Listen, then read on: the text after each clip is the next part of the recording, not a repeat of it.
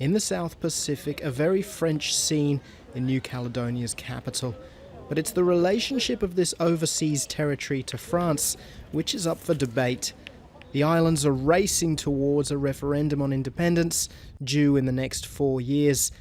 In parts of the country where the indigenous Kanak Melanesians are a majority, like the North, many believe it's time for New Caledonia to stand on its own.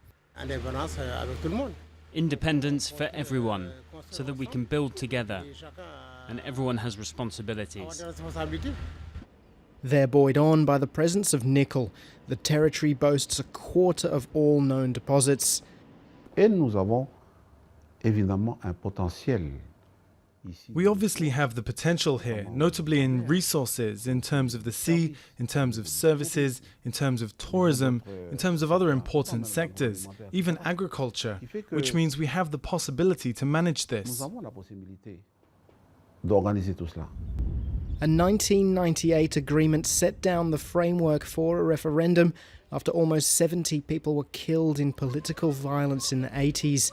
The United Nations has New Caledonia on its list of territories to be decolonised, but pro-France parties dominate the Congress. They say independence would leave the economy in tatters, with 15% of GDP in the form of transfers from France. If France had to leave, the standard of living for Caledonian people would drop. All of the social services we have here, which don't exist anywhere in the Pacific, wouldn't be here. But wealth is not evenly spread.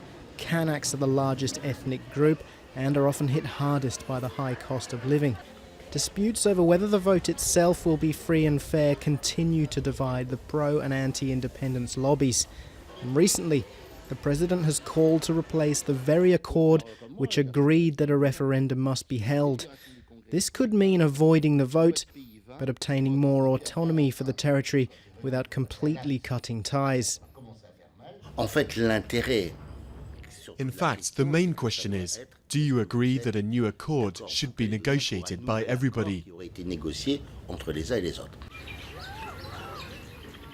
Under the current terms, if politicians fail to set a referendum date before 2018, Paris must do it. But it will be New Caledonians who ultimately decide whether to call it a day with France, shaping the lives of the next generation.